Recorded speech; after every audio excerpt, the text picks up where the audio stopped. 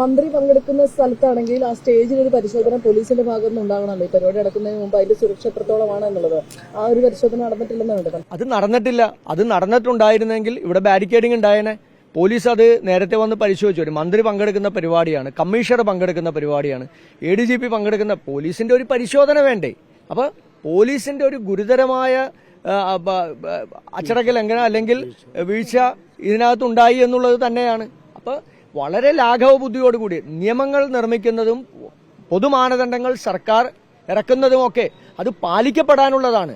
അത് പാലിക്കപ്പെടാനും അത് ചെയ്യുന്നുണ്ടോ എന്ന് ഉറപ്പുവരുത്താനും ബന്ധപ്പെട്ട ആളുകൾ അവർ പോലും ഈ ഗുരുതരമായിട്ടുള്ള പിഴവുകൾ വരുത്തുന്നത്, ഇത്തരത്തിലുള്ള അപകടങ്ങൾ എന്തെങ്കിലും ഒന്ന് സംഭവിച്ചിരുന്നായിരുന്നെങ്കിൽ ഇപ്പോഴും ഗുരുതരാവസ്ഥയിലാണ്, ഇപ്പോഴും വെന്റിലേറ്ററിലാണ് ഉമാ തോമസ് MLA. അപ്പോൾ എല്ലാവരുടെയും പ്രാർത്ഥനയും എല്ലാവരുടെയും ഒരു മനസ്സും ഇങ്ങനെ ഒന്നും ഉണ്ടാകരുത് എന്നുള്ള പ്രാർത്ഥനയാണ്. പക്ഷേ ഇത് ഉണ്ടായിട്ട് പോലും ഇപ്പോഴാണ് ഉച്ചയ്ക്ക് 12 മണിക്ക് ശേഷമാണ് പോലീസ് ഉദ്യോഗസ്ഥന്മാരും മറ്റു ആളുകളൊക്കെ എത്തുന്നത്. അപ്പൊ എത്രത്തോളമാണ് ഇവരുടെയൊക്കെ ഇക്കാര്യങ്ങളിലുള്ള ഒരു സമീപനം എന്നുള്ളത് നമ്മൾ മനസ്സിലാക്കണ്ടേ. ഇത്ര ലാഘവ ബുദ്ധിയോട് കൂടിയിട്ടാണ് ഇതിനെല്ലാം കൈകാര്യം ചെയ്യുന്നത്. അപ്പൊ അത് മഹസർ തയ്യാറാക്കാൻ പോലും ഇത്ര വൈകുന്നതും ഇത് ഇങ്ങനെയൊക്കെ ചെയ്താൽ മതി, ഇത് ഇങ്ങനെയൊക്കെ പോയാൽ മതി. ഇപ്പൊ UDFന്റെ ചെയർമാൻ ജോസഫ് അലക്സ് ആണ് പരാതി കൊടുത്തത്. ആ പരാതിയുടെ അടിസ്ഥാനത്തിലാണ് പോലീസ് കേസെടുത്തത്. ആ കേസെടുക്കുന്ന സാഹചര്യത്തിൽ സംഘാടകർക്കെതിരായി മറ്റും ഈ അപകടം നടന്നതിന് ശേഷവും ഈ പരിപാടി നടന്നല്ലോ. ഈ പരിപാടി നടന്നു. ആ പരിപാടി അവർ ആഗ്രഹിച്ചതുപോലെ അവരത് പൂർത്തീകരിച്ചു. പക്ഷെ അവർ വിളിച്ചുകൊണ്ടുവന്ന ഒരു വിശിഷ്ട വ്യക്തിക്ക്, ഒരു ജനപ്രതിനിധിക്ക് ഒരു അപകടമുണ്ടായിട്ട് ആ സമയത്ത് അവർ പോലും അങ്ങോട്ട് നോക്കിയില്ല. അവരുടെ ശ്രദ്ധ മുഴുവൻ ഇവിടെയായിരുന്നു, സംഘാടകരുടെ ശ്രദ്ധ മുഴുവൻ ഇവിടെയായിരുന്നു.